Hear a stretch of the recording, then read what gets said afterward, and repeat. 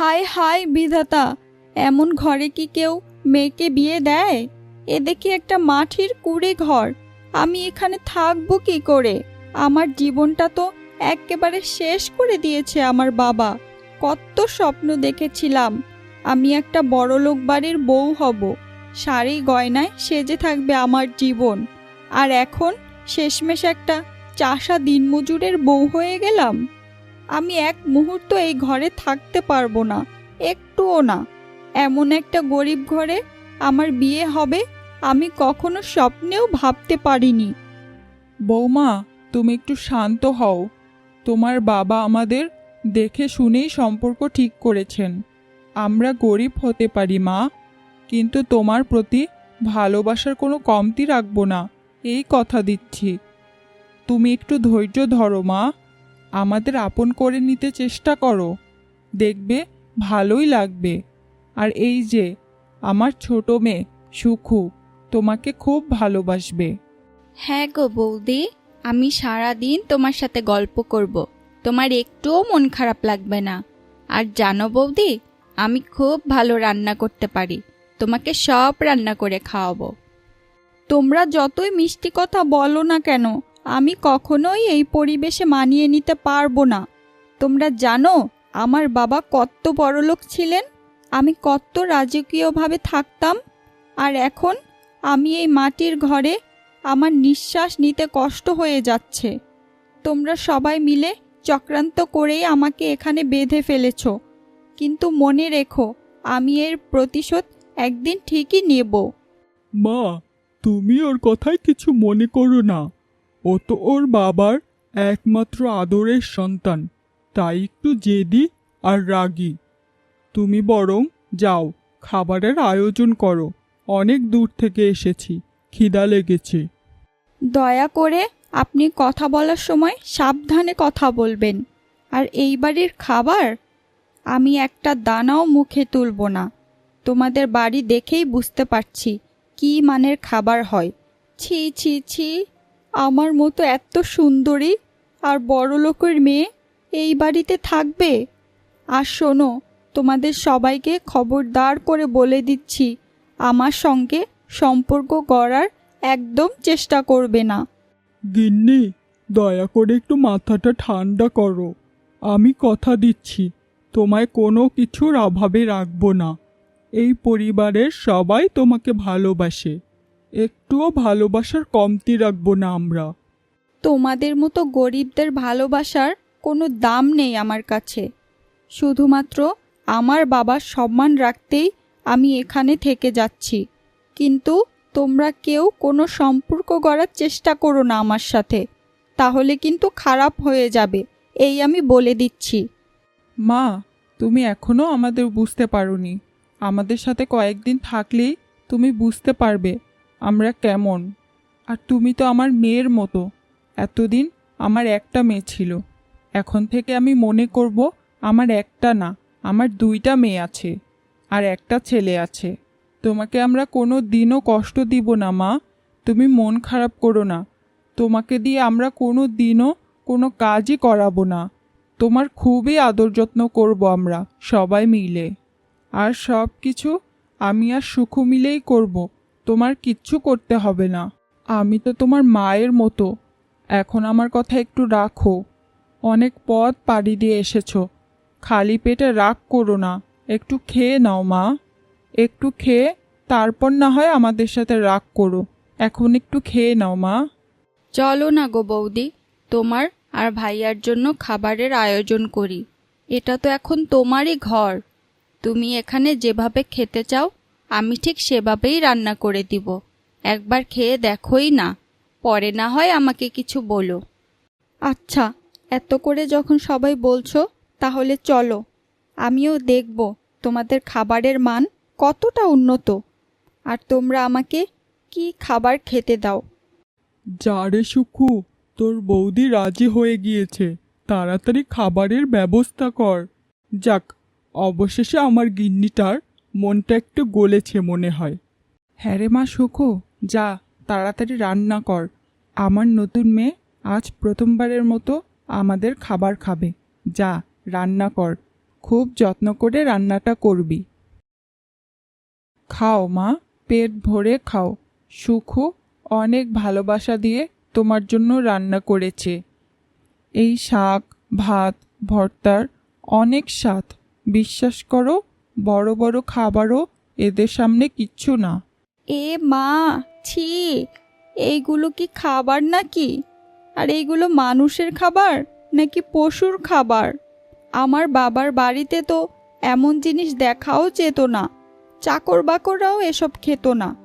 যদি কিছু ভালো খাবার থাকে তো আমাকে দাও, না হলে এই নোংরা জিনিস আমি মুখে তুলব না। আমার খুব খিদে পেয়েছে, কিন্তু এরকম কিছু খেয়ে আমি মরতে চাই না। গিন্নি, একবার খেয়ে দেখো তো। এই গরম ভাত, শাক যতই সাধারণ হোক না কেন, গরিবের ঘরে এই স্বাদ বড় রাজবাড়িতেও মেলে না। আমার ছোট বোন খুব ভালোবাসা আর যত্ন দিয়ে রান্নাটা করেছে। তুমি একবার খেয়ে দেখো, তোমার ভালো লাগবে। তোমরা গরিব, তাই তোমাদের মুখে এগুলো ভালো লাগতেই পারে, কিন্তু আমার মতো মানুষ এসব খাবার ছুঁয়েও দেখতে পারে না। আমি না খেয়ে থাকবো, তাও এই খাবার আমি খাবো না। বৌদি, এখন এগুলো একটু কষ্ট করে খেয়ে নাও।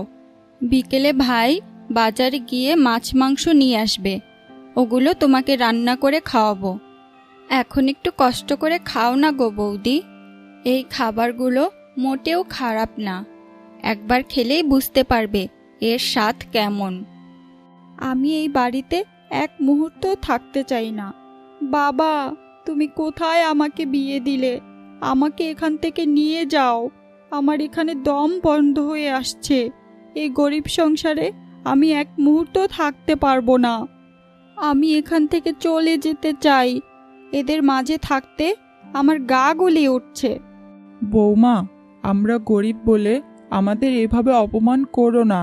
আজকে যদি আমাদের তোমার বাবার মতো টাকা পয়সা থাকতো, তাহলে কি তুমি এইভাবে আমাদেরকে অপমান করতে পারতে? বিশ্বাস করো মা, আমরা তোমায় সত্যিই অনেক ভালোবাসি। আমার স্বামী অনেক আগেই মারা গেছে। তখন আমি এই দুই সন্তানকে কোলে পিঠে করে বড় করেছি, কষ্ট করে একটা সংসার গড়েছি। মনে মনে ভেবেছিলাম আমার ছেলের বউ হবে, তাকে আমি আমার মেয়ের মতোই ভালোবাসবো, আপন করে নিব। এই কথাগুলো শুনে আমার মাথা ধরে যাচ্ছে। আমি জানি না কে কেমন কষ্ট করেছে। আমি শুধু জানি আমি কি হারিয়েছি। আমার বাবার বাড়িতে আমি রাজকন্যার মতো থাকতাম, এক খাবার দুইবার খেতে চাইতাম না। আর আজকে আমার খাবারের জন্য কান্না করতে হচ্ছে, শুধুমাত্র বাবার সম্মান রাখার জন্য। বাবার কথা শুনেছি, না হলে এই গরিব ছোটলোক দিনমজুরের বউ হয়ে আমি কখনোই আসতাম না। বাবা যে কি দেখে আর কি বুঝে আমাকে এখানে বিয়ে দিয়েছে তা বিধাতাই ভালো জানে।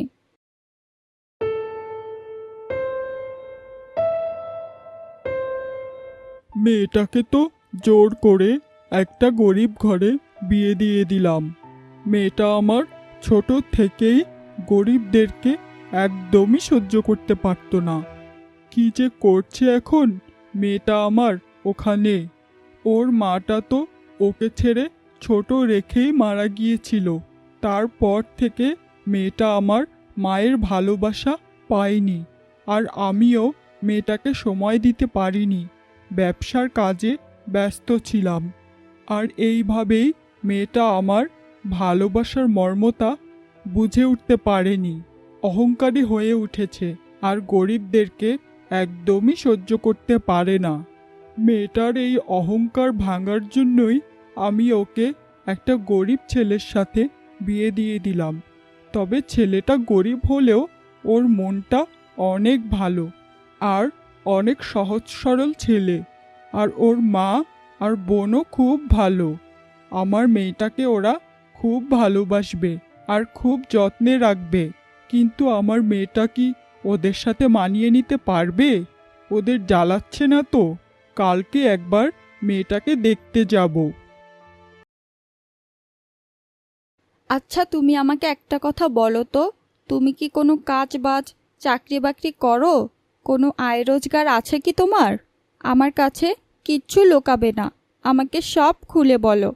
বাবা তো আমায় কোনো কিছু না জানিয়ে না শুনিয়ে বিয়ে দিয়ে দিয়েছে, আজকে আমাকে সব বলো। হা হা, গিন্নি, তুমি যে কি বলো! আমাদের মতো অশিক্ষিত মানুষদের আবার কে চাকরি দেবে? আমি তো দিনমজুর, খেতে খামারে কাজ করি, কখনো মাটি কাটতে যাই, কখনো আবার রাজমিস্ত্রির সঙ্গে থাকি। যা পাই দিন শেষে সেই টাকায় সংসার চলে। সংসারটা আমার অভাবের ঠিকই, কিন্তু তোমায় আমি কোনো অভাবই রাখবো না। আমি সব সময় চেষ্টা করব তোমার সব ইচ্ছা পূরণ করার। দেখো, তুমি কি করবে কি না করবে তা আমি জানি না, কিন্তু আমি তোমাকে একেবারে স্পষ্ট করেই বলে দিচ্ছি, আমি কিন্তু এই কাঁচা মাটির ঘরে এক মুহূর্ত থাকতে পারবো না। এই গন্ধ, এই দেয়ালে ভেজা ভাব সবই আমার সহ্যের বাহিরে। তুমি যত তাড়াতাড়ি সম্ভব আমার জন্য একটা পাকা বাড়ি বানানোর চেষ্টা করো। গিন্নি, তুমি আমার পাশে থাকো। আমি কথা দিচ্ছি, আমি তোমার জন্য একটা পাকা ঘর বানাবোই বানাবো। এখন থেকে একটু একটু করে টাকা জমাচ্ছি। আগে একটা জায়গা কিনবো, তারপর ধীরে ধীরে বাড়ি করব। এই বাড়িটি আমাদের বংশের পুরনো স্মৃতি, তাই এটিকে ভাঙবো না। তবে তোমার জন্য আলাদা করে নতুন ঘর বানাবো। সেই ঘর বানাতে তোমার কত বছর লাগবে? ততদিনে হয়তো আমি মরেই যাব। কি সুন্দর জীবন ছিল আমার, বাবার বাড়িতে যা চাইতাম তাই পেতাম। এখন দেখি আমি একটা দিনমজুরের বউ হয়ে গেলাম। বিধাতা, এ আমার কোন সর্বনাশ হয়ে গেল গো! আমার জীবনটা তো একেবারে নরক হয়ে গিয়েছে। তুমি মন খারাপ করো না গো গিন্নি, তোমার কোনো সর্বনাশ হয়নি। আমি বলেছি তো, আমি তোমার সব ইচ্ছা পূরণ করব। মা, কেমন আছিস রে তুই? কেমন আর থাকবো বলো বাবা, তুমি সারাটা জীবন আমাকে রাজকন্যার মতো বড় করেছো, অথচ শেষমেশ এমন একটা জায়গায় বিয়ে দিয়ে দিলে যেখানে প্রতিটা দিন আমার শ্বাস বন্ধ হয়ে আসছে। তুমি কি একবারও ভাবলে না আমি এই পরিবেশে কিভাবে বাঁচব? আমি তো সব সময় তোর ভালোটাই চেয়েছি মা, তুই বিশ্বাস কর। আমি কখনোই তোর খারাপ চাইনি। ছেলেটা গরিব হলেও ওর মনটা অনেক পরিষ্কার, আর ওরা অনেক ভালো মানুষ। আমি জেনে শুনেই তোকে এখানে বিয়ে দিয়েছি। ভালোই যদি চেয়েছিলে তাহলে কেন এমন জায়গায় আমার বিয়ে দিলে? আমি যে গরিবদেরকে একটুও সহ্য করতে পারি না, এটা কি তুমি জানতে না? আমি এইখানে একটুও শান্তি পাচ্ছি না। মারে, তুই কেন বুঝতে পারছিস না? ওরা গরিব হতে পারে, কিন্তু ওদের মনটা সোনার মতোই পরিষ্কার। তোর স্বামী, তোর শাশুড়ি আর তোর ছোট ননদ সবাই তোকে অনেক ভালোবাসবে, যা আমি তোকে কখনোই দিতে পারিনি। আমার ভালোবাসার দরকার নেই বাবা, আমি এইখানে আর এক মুহূর্ত থাকতে চাই না। তুমি আজই আমাকে এখান থেকে নিয়ে যাবে, না হলে সত্যি সত্যি আমি একদিন মারা যাব। ভালোবাসার দরকার আছে রে মা, তুই এখন হয়তো বুঝতে পারবি না, কিন্তু সময় হলে ঠিকই সব বুঝতে পারবি। আর আমি তোকে এইখান থেকে কোথাও নিয়ে যেতে পারবো না। বিয়ের পর স্বামীর বাড়িতেই থাকতে হয়। এই বাড়ি হলো এখন তোর বাড়ি। এই বাড়িটাকে এখন নিজের মতো গুছিয়ে রাখ। হায় বিধাতা, এ কি হলো গো আমার! আমি তো এমন অসুস্থ কখনোই হইনি। নিঃশ্বাসই নিতে পারছি না ঠিক মতো। আমি আর পারছি না এই বাড়িতে থাকতে। আমায় কেউ মুক্তি দাও, মুক্তি দাও আমায়। তোমার খুব কষ্ট হচ্ছে তাই না মা? জোর করে হয়তো কারো কাছ থেকে কিছু পাওয়া যায়, কিন্তু মনের ভালোবাসা কখনোই কারোর উপর চাপিয়ে দেওয়া যায় না। ভাবতেও পারিনি তুমি এতটা কষ্ট পেয়ে যাবে আমাদের মাঝে এসে। আমি তো ভেবেছিলাম কয়েকদিন আমাদের সাথে থাকলেই তুমি আমাদের আপন করে নিবে, কিন্তু এখন দেখছি আমার ভাবনাটা ভুল, আর তুমি আমাদের কারণেই এত অসুস্থ হয়ে পড়েছো। না, আমি কখনোই এই অভাবী মানুষগুলোকে মেনে নিতে পারবো না। আমার শরীরটা ভেঙে যাচ্ছে, মাথা কাজ করছে না। এই জীবনে আমি কি চেয়েছিলাম? শুধু একটু শান্তিতে থাকতে চেয়েছিলাম। স্বপ্ন ছিল রাজপ্রাসাদের মতো বাড়িতে আমার বিয়ে হবে, আর এখন এই কাঁচা ঘরেই আমার গা গুলিয়ে ওঠে। ভালোবাসা দিয়ে কি পেট ভরে ভবিষ্যৎ গড়া যায়? গিন্নি, তুমি যা চাও তাই হবে। আমি আর তোমাকে আটকাবো না, কিন্তু এই মুহূর্তে তুমি কোথাও যেও না। এই অসুস্থ শরীর নিয়ে তোমার যাওয়াটা ঠিক হবে না। তুমি সুস্থ হওয়া পর্যন্ত অন্তত আমাদের একটু তোমার সেবা যত্ন করার সুযোগ দাও। তুমি সুস্থ হয়ে গেলে তারপর না হয় আমি তোমাকে দিয়ে আসবো। বৌদি, তোমার পায়ে পড়ে বলছি, আমাদের ছেড়ে তুমি যেও না। আমরা সবাই তোমাকে অনেক ভালোবাসি। তুমি এই অসুস্থ শরীর নিয়ে কোথাও যেও না। অন্তত আমাদের একটু সময় দাও তোমার সেবা করার। তুমি সুস্থ হয়ে গেলে তারপর না হয় যা সিদ্ধান্ত নেবার তুমি নিও। ঠিক আছে, আমি এখন কিছুই বলছি না। শরীর ভালো হলে দেখব তোমরা কি করো।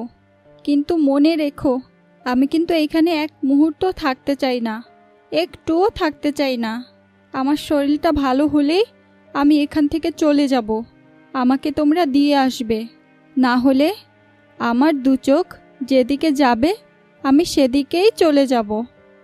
মা, তুমি এখন একটু ঘুমাও, বেশি উত্তেজিত হইও না।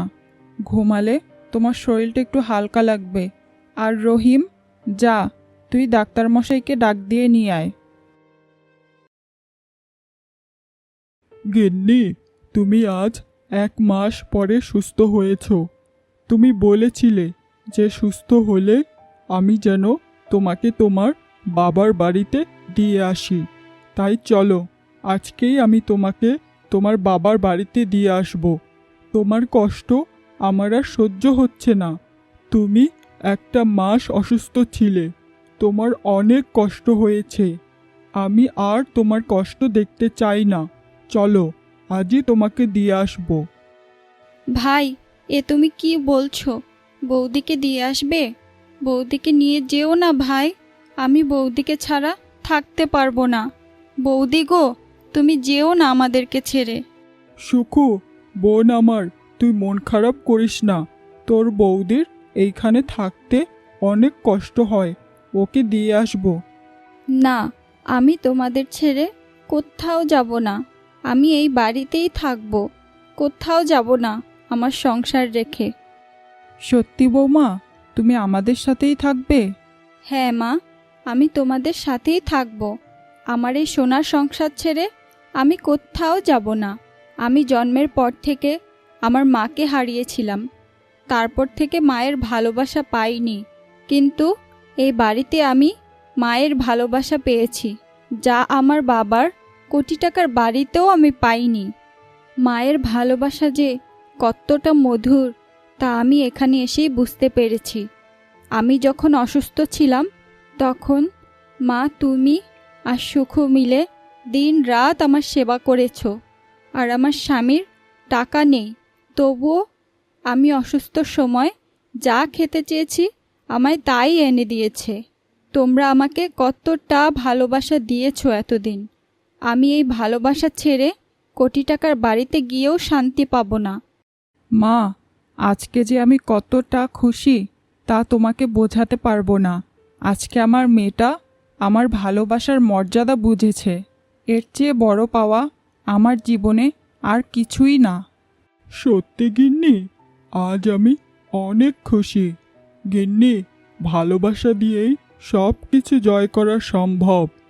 হ্যাঁ, তোমরা এতদিন আমাকে অনেক ভালোবাসা দিয়েছ, আর আমি তোমাদেরকে অপমান করেছি, অসম্মান করেছি। আমাকে তোমরা মাফ করে দাও, আর সারাটা জীবন তোমাদের পাশে থেকে তোমাদের সেবা করার সুযোগ দাও। হ্যাঁ গো, তুমি আমাকে এখান থেকে নিয়ে যেও না। আমি এই বাড়ি ছেড়ে কোথাও যেতে চাই না। এই দেখো আমার পাগলি মেয়েটার কাণ্ড। আমার মেয়েকে কে কোথায় নিয়ে যাবে শুনি একটু। কার এত বড় সাহস আছে? আমার মেয়ে আমার কাছেই থাকবে।